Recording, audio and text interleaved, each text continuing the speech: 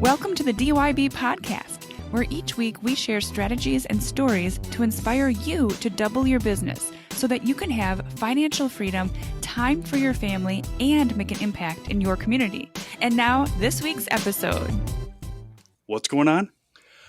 We have a customer right now who's definitely not an A or B customer at the moment, and he's been diligently watching my crew for the last 5 days paint the house. And while he's doing that, he's watching YouTube videos on how to paint a house. That way he can verify if they're doing it correctly. And so I've been getting a couple phone calls a day saying that we're doing a great job and we're doing it according to the way it's supposed to be done. And he's difficult in that regard, but at the same time, he's agreeable and he says we're doing a great job. But my team is feeling a little under pressure, having the Mr. Say watching them. But it's just so funny, you know. It's just an interesting interaction for sure. But we'll get through it. All right, we're gonna leave the name out, but hopefully it's a reputable channel. Do you know the channel that he's watching? I do not. All I know is that the guys asked him what he was watching, and he said he was watching demonstrations on painting house. Yeah. Okay. Maybe one of the guys could say, "Hey, I'll teach you. Come out here. Let me show you what I'm doing." That's awesome. Hey, that might be a guy to hire. Maybe he wants to learn. Awesome. Well, hello and welcome back to the DYB podcast. We're getting this road back on the show. And yes, that was backwards intentionally for a little pattern interrupt to make sure everybody's paying attention. We are with video, so you can watch this on your favorite social media or listen on your favorite podcast app as we're distributing out through multiple channels moving forward. And so with us here today is my amazingly beautiful bride, April. Welcome to the show. I'm going left to right across my screen. I'm not sure how it will show up. And then next we have Seth.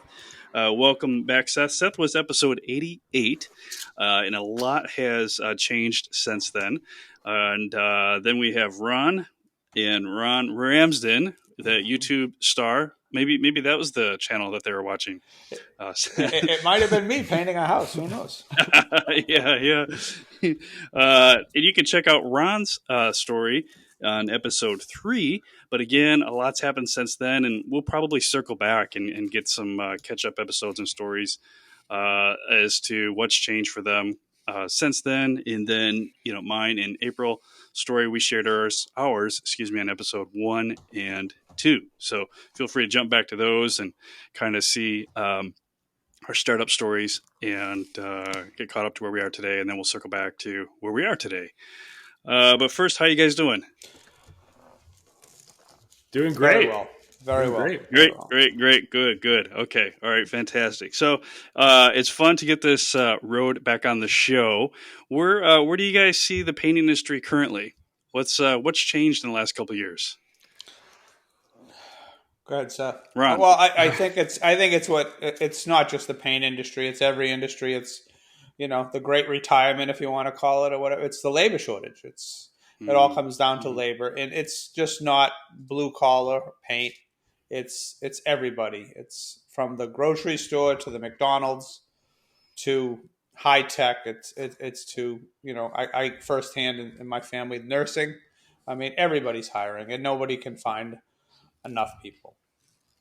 Mm-hmm. Yeah, Seth. Yeah, I think that in my opinion, the way we've been going this summer is trying to find employees, team members that are wanting to change career. I think that mostly the last 6 hires we've done have been referrals from my current team members. It seems everybody's short on staff, so we need to make the job appealing to the demographic we're going after, whether or not they're new helpers or seasoned painters. There's 2 different strategies we've been going about it, and they're very incentive based, whether it's money or time off. I know that Ron's done a video on having time off and how important it is for the younger generation, and I found that as well. So it's just getting creative in what we can offer and how we can promote our business as a path forward for them to grow, and to make more money. Mm-hmm. Ron? Seth, you just mentioned the last 6 hires. That's impressive. Did they come from the painting industry? Because painters know painters, or were they outside the industry? Yeah, so six. When I say six, I mean the six that have stuck since like January. So currently we run 13 painters. We've lost a few in the past few months, so they kind of recycle each other. And I would say two of the guys came from the painting industry or drywall industry. One of them was a lead painter for a drywall company, so he had a lot of new construction painting experience, about 7 years, and so coming into residential repaints, he had to really buckle down and change kind of the way he was going about it. The other guy was more of a helper, but he had some entry level experience, and then we had a few other. One guy came from a cabinet shop, and so he was a lead painter at a cabinet shop. So he has a lot of fine finish skills, and he's been learning the more of the ins and outs of exterior painting at this point. And the other helpers have just been good friends or acquaintances of current employees, and they're all-star in their own right, and they just came from another company, like maybe a countertop company or another trades company. So here's something. Go ahead, April. Do you want to jump in? I was just going to say it's interesting because they're all coming from a trade. It seems like, yeah. Now, Ron had posted this video a while back on our YouTube channel about the 4-day work week, which made complete sense to me. And then I think, Seth, you just rolled it out, didn't you? Yeah, we did. It's very new, but there's a lot of excitement the 3 weeks leading up to it. And then we had, touching base through our group chat. How's everybody excited about the 4-day work week?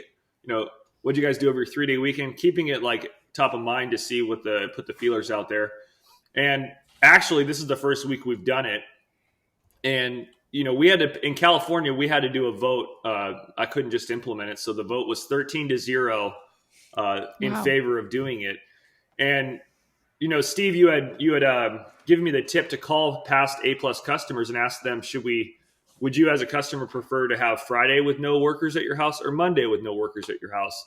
And pretty much every answer from the customers was we prefer to be painter free on Mondays.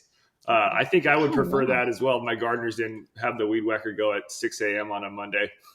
Oh yeah. So I think that we polled the team members, we polled the customers, and so we're doing Tuesday through Friday, 7 to 5:30, and we're doing it seasonally because we do work outside in the winter here.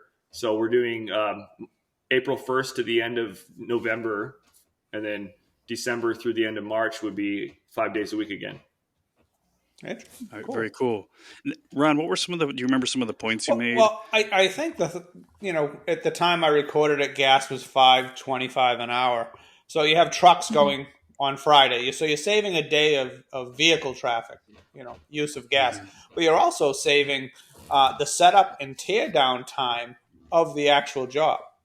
So that half hour, 40, whatever it takes to set up a job, you're already set up. So that extra production time isn't lost.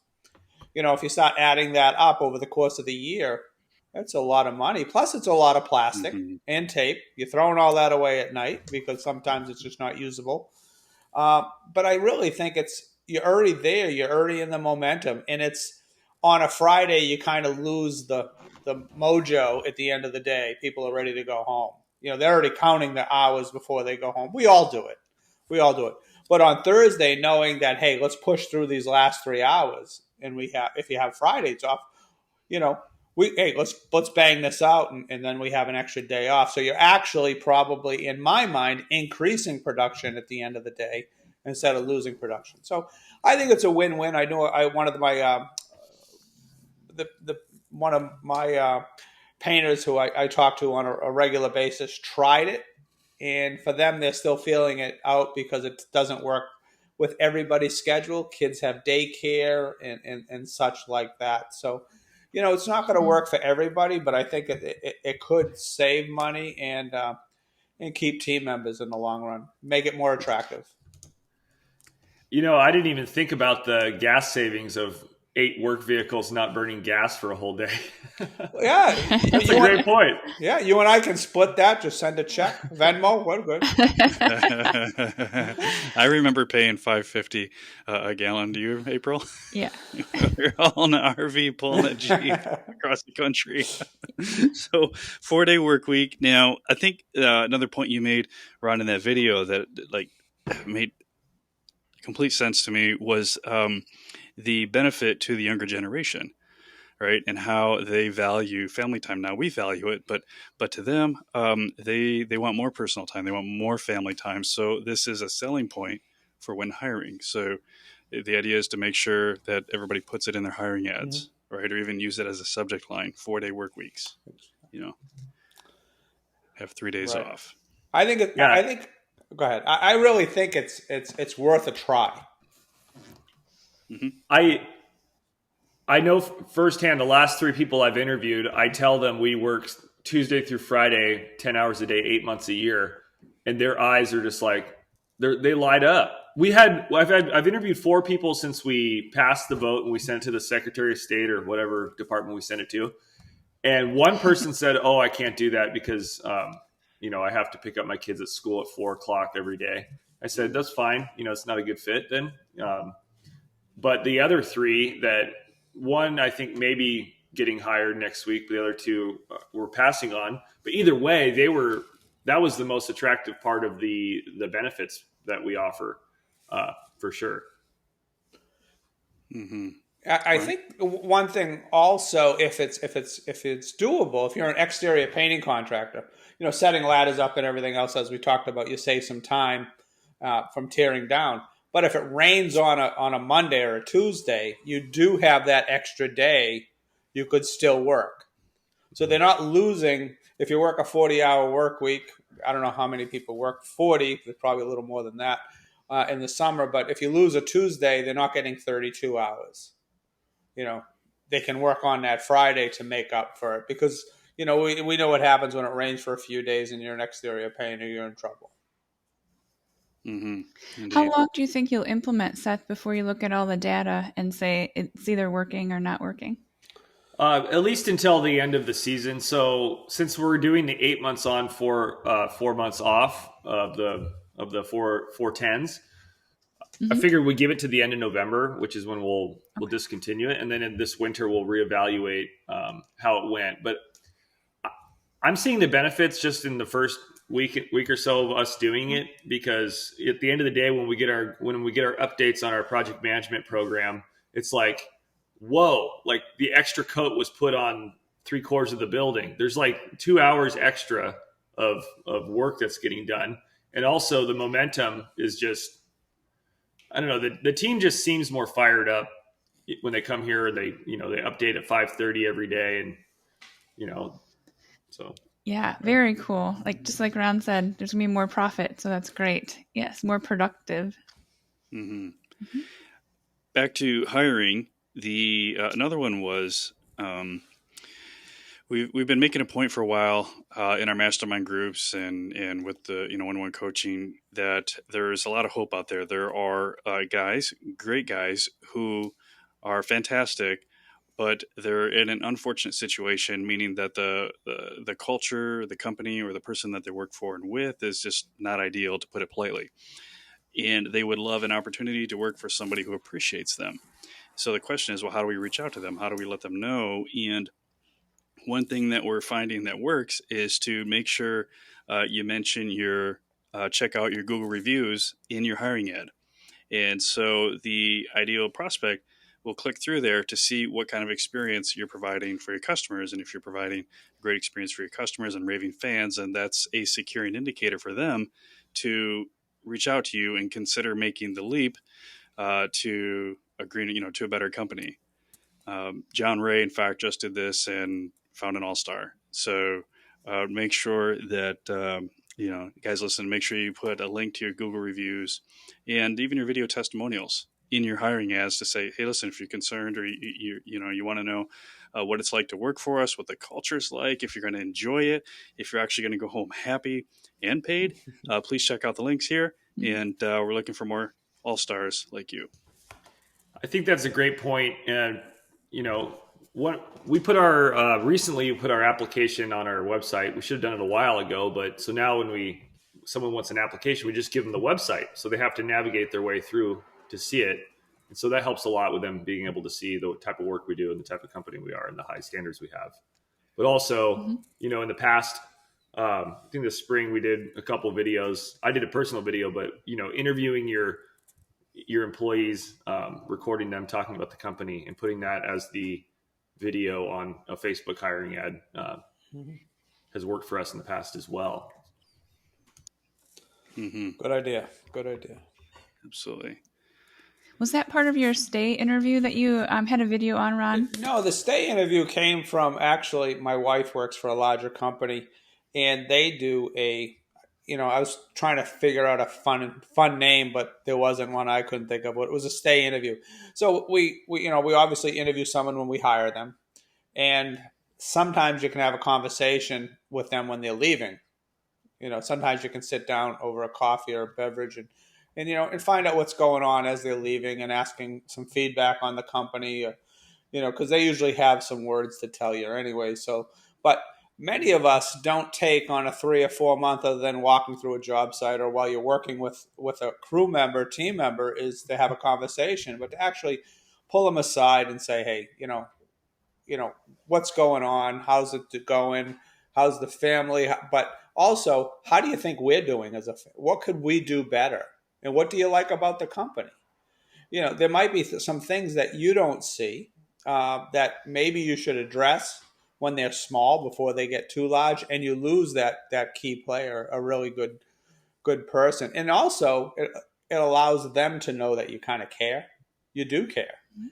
We all care. I'd say 99% of the company owners care, but we don't want to hear about it too late. When there's an issue and then they all start talking, or maybe you lose 2 people. That's something that could have been addressed. It's whatever small it may be, so that's what the stay interview is. It could be at a 6-month mark, whenever it may be, but it's to have that heart to heart, I think, off the job site. Yeah, how is that different from the 30, 60, and 90-day reviews, where you're also going through, here's our career path and giving them a vision? This is more like, hey, you kind of know things are on the rocks with them. Is that what it's similar, but we tell we suggest you do the 30, 60, 90, and I think what happens is life happens, and I don't think a lot of the painting contractors are doing it. Or maybe if they are, maybe the stay interview is for the companies that aren't doing it. It gives them an option if they're not that forward thinking of making sure they're doing the reviews when they should, or at least the sit down conversations. It at least gives them the time to step back from the job site and have a heart to heart. It might go a totally different way. You might end up talking about fishing if you like fishing, but at least it's to have that conversation, to find out if there's anything you should be addressing, or look into the future with this. Maybe this team member is looking to go further in your company, and now you can start the road that way. Mm-hmm. In addition, we recommend that everybody rolls out a net promoter score for their team. And we had some forms, made up for everybody. And the idea is that you send us out 2 questions. It's a net promoter, on a scale of 1 to 10, except we'd ask them, how's your experience working here? They would answer, say, an 8. And then the second one is, or it might be on a scale of 1 to 10, how likely are you to refer your friends and family or people to work here? And maybe they give you an 8. And then the second question is, what would make it a 9? Then they give you feedback, right? Now, if they give you a 9 or 10, that means they're promoters, they're raving fans. And then the feedback they give you is, this place is awesome. I love it. Great atmosphere. And then you can circle back and say, thank you so much for that feedback. May we quote you? Now you take those quotes and you use those as your benefit statements, your bullet points on your hiring ad. Instead of claiming your company's great, now you're quoting them, leveraging social proof from your team. Yeah. Did you say you automated that, Steve? Or who's doing that? So we created a jot form. Mm-hmm. Cool. And there's a template as well. We could find it, grab it, throw it in the description, the link. Yeah. And That's awesome. Cool, because you can automate that. I know Jeff Walters has his partially automated, where when he hires someone, they get all of that, the first welcome email with a bunch of steps for them to do, forms for them to fill out, places for them to go to get the forms in the first email. The second welcome email gets them on QuickBooks Time, etc. But you could set that up so 30 days later they get a net promoter. Hey, how do you like it so far? Go ahead and schedule with me your 30-day review. Boom. That's awesome. Idea. So I didn't even know that. Like April and the team, they got like you guys, like Seth, they come back to me like April and whatever set up these apps. I'm like, they did what? How? That's awesome. Seth. So I never thought about using a net promoter score for employee, but we have the automation set up for getting reviews at the end of the job. So that's interesting. I'd like to look into that a little bit more for sure. Yeah, absolutely. And you're already using ActiveCampaign, Seth, so that's awesome. It's super streamlined with ActiveCampaign. So if guys out there aren't using it yet and they're still on MailChimp, you can actually save money. ActiveCampaign is less expensive and way more streamlined. More powerful. There we go. That's it. Okay. Awesome. So just a recap here, we've got 4-day work weeks, staying interviews, including your Google reviews and video testimonials and the hiring ads, and then the employee net promoter score. Any others before we roll out today, Seth? Yeah, definitely. I think that the last 3 hires that have made it past their 90 days have also been they were hired as a referral from a current team member. And so we do currently, since about March, we've been doing a $200 signing bonus for the person who referred. So the current team member gets $200. And then each month at our monthly breakfast meeting, they get another $200 for 3 months. So it ends up being $800 by the time they make their 90-day cut. So whether or not the person makes it to 90 days, there's still an incentive throughout the 90-day period. And generally, if somebody doesn't make it if they get to 90 days and they're kind of like, not cutting the mustard, we're not going to hang on to them for $9,500. It's pretty much right then and there. And so that last $200 wouldn't be paid out. But for instance, we had one team member, Michael, who he'd been running into a painter in the paint store for a little bit, and he told him to apply, and that's how we hired him. And then we're just about to hire somebody else as a referral, and it's a great way. And then we hand out the cash referral bonus in the meeting in front of everybody, and so it makes it the rubber meets the road to the other team members. They go, man, I want $200 next month. You know what I mean? So yeah. For sure. That works as well. What an easy conversation. $200. Yeah. Easy conversation. Yeah, indeed. All right. Well, thank you all. I appreciate it. And it's excited to get this road back on the show. And any final words here before we roll out? Final comments, thoughts? Speak now or forever hold your coffee. Well, I think what we talk about hiring is just one last thing is, I've said it before, I think on maybe a video or something, is that, we all put an ad out in Indeed or wherever the latest and greatest place they're finding custom new team members. We put something on Facebook and we forget about it. Really, if you got to hire, you have to make it a daily activity. Yes. How important is a new team member to your company? They generate so much money. Is it 100,000? That used to be the number of a skilled painter, 6 years ago. Maybe it's 120 now with price increases. But if you don't, if you got to throw an ad out there and say, hey, no one's applying, you're getting what you paid for, nothing. Mm-hmm. But if you got to put some effort into it, you got to find some results. Tony Robbins used to say people would come to him, I've tried everything, it doesn't work. He goes, oh, okay, all right. He goes, just everything, really? Yeah, everything. Oh man, nothing works. And he'll say, okay, just list like the last 10 things you tried for me. And they might have one, and that's it. To your point, it feels like it because of limiting beliefs.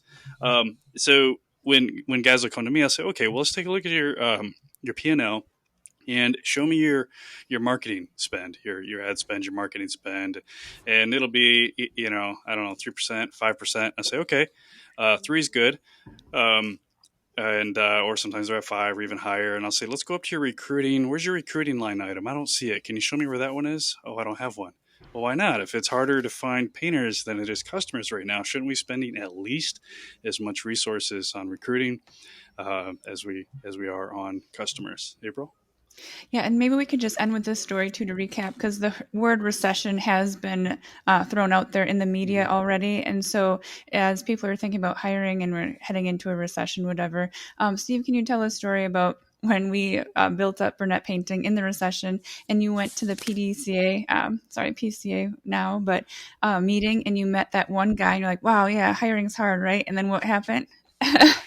Okay, this was I think it was before April. I don't know. Were we? So my memory's not great, but yeah. So it was an RFP meeting, and I didn't have the option of believing that we were in the Great Recession, whether it was true or not. I had to figure this out because I had a couple little kids to take care of.